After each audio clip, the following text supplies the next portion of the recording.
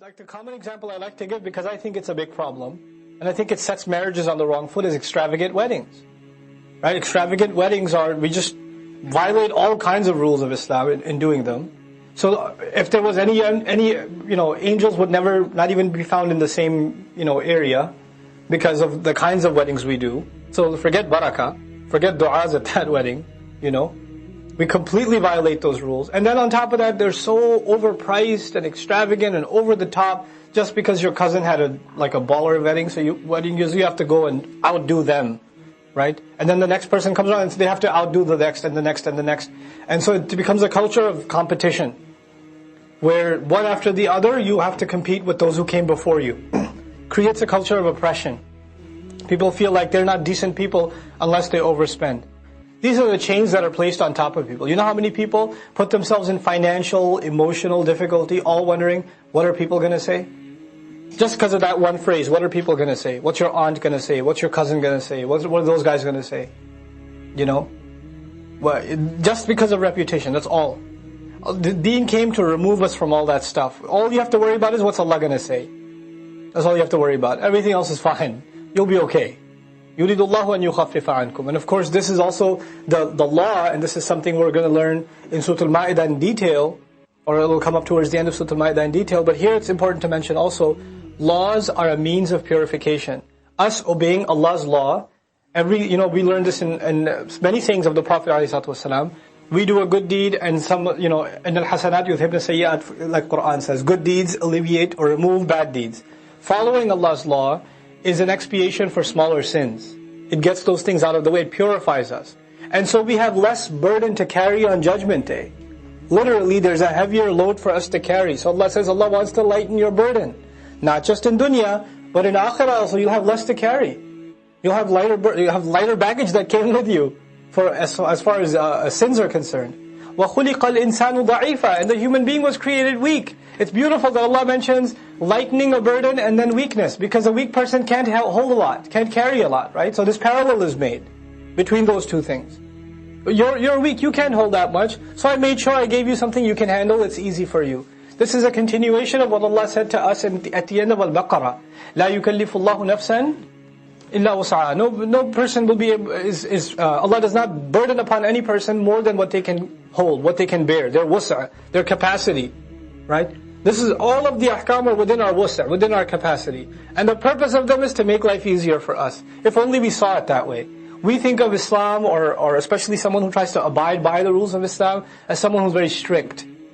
Muslim. They're a little too Muslim. Or they'll say, that's a strict Muslim. You heard those terms? That's a strict Muslim. That's just, that idea is the exact opposite of what Allah wants us to think. That guy is making his life easy. He knows what it means to live a simple life, an easy life. This is يُرِيدُ اللَّهُ أَن يُخَفِّفَ عَنْكُمْ وَخُلِقَ الْإِنسَانُ ضَعِيفًا وَكَذَلِكَ نَحْنُ ضَعِيفُونَ ضُعَفَاء فِي الْفَهْمِ أَيْضًا. Where we're also weak in understanding. We're weak in understanding that this makes life easier, not harder. إِن تَجْتَنِبُوا كَبَائِرَ مَا تُنْهَوْنَ. This ayah is actually a very comprehensive ayah in terms of Quranic wisdom. The ayah we're about to study. This subject matter, it comes up 3 times in the Quran, once here, then we're going to see it in Surah Al-Shura, we're going to also see it in Surah Al-Qamar. And the subject matter is a sense of proportion. A sense of proportion in good and evil deeds. The idea, this fundamental idea is, in our religion, there are some big things we're supposed to just stay away from. Cheating in business, lying, riba, violating the rights of parents, the prayers, zakat. There are some fundamentals where we have to abide by. You have to do them, there's no ifs, ands, and buts about them. Then there are things that are tahseen. They make you a better person. Right? And you shouldn't have them because they're character flaws. Maybe you, once in a while, you kind of end up saying something that's ghiba. It's not that ghiba is a small thing, it's a big thing. But regardless, it slips out without a person realizing it sometimes. Maybe a little bit of a white lie here and there. Just to get out of trouble. Smaller things. Maybe somebody didn't make their wudu properly. Maybe they were in a hurry or something. Maybe somebody wasn't paying attention in salat. These are day-to-day transgressions. Maybe somebody didn't lower their eyes right away. Right? They saw something and they didn't lower their eyes right away. And they were tempted to look again, etc. These are things that can happen on a daily basis. Well, there's a sense of proportion. The first priority in the life of a Muslim is to take care of the big problems. إِن تَجْتَنِبُوا كَبَائِرَ مَا تُنْهَوْنَ.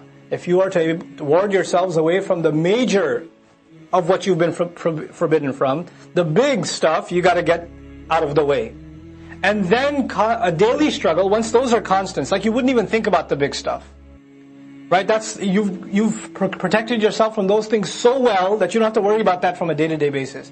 Now what can you concern yourself with? The smaller things. That are the smaller crimes that are easily committed. Now you can focus your attention on those. Now this is a good sense, a healthy sense of proportion. But what happens when there's a corrupted sense of proportion? A fasiq proportion sense. Then a person they won't give their daughter their inheritance, and they're not going to pay the mahar to their wife, and they're going to continue to earn money from questionable sources of income, but they'll go to Hajj every year. But they're going to donate lots of money to the Hifz program at the masjid. But every time they come into Salah, they say, hey, your pants are too low. Your beard's not long enough. And they'll be ready for that immediately. But the big stuff, right under the nose, just slips right out. Right?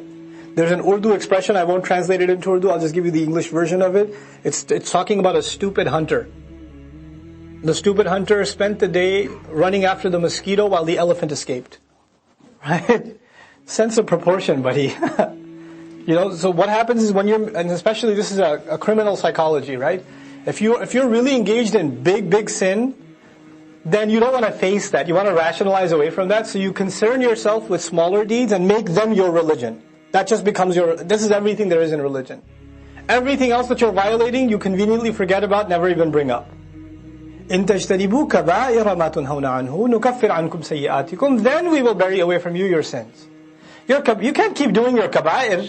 Now what sayyi'at is the day-to-day mistakes.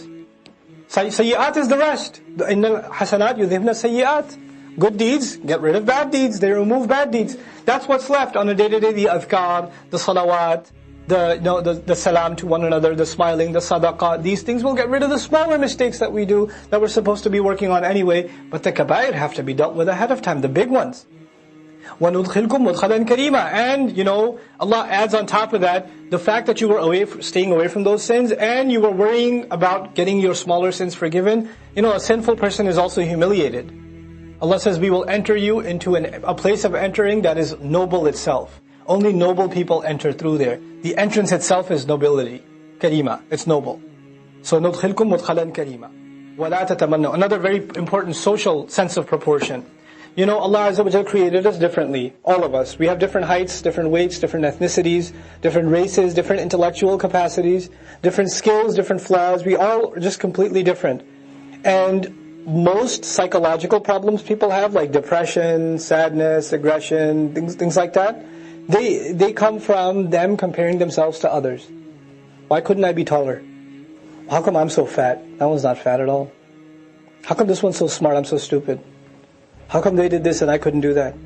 This happens at the smallest scale. Some kids sitting in a Hifz program memorizing Quran. Some kid finished 2 juz in a month. The other kid's just finishing half a juz. Like, how come I can't be like that?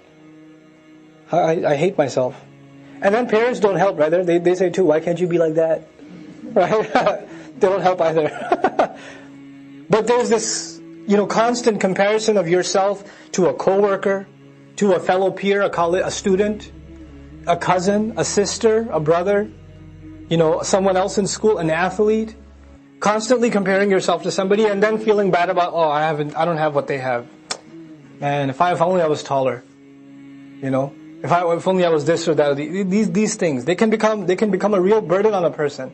Allah Azza wa Jalla says, وَلَا تَتَمَنَّوْا. Don't wish for. مَا فَضَّلَ اللَّهُ بِهِ بَعْضُكُمْ عَلَى بَعْضٍ. What Allah favored some of you with. What Allah has favored some of you with over others, or with others. Over others. Some of you are far smarter. You may be hard to look at, but you're far smarter. Some of you are very, very good looking, but you're dumb as a brick. It happens. Right? So there's different proportions. Allah Azza wa Jalla wants you to not wish for what somebody else has. He just wants you to be grateful for what you have.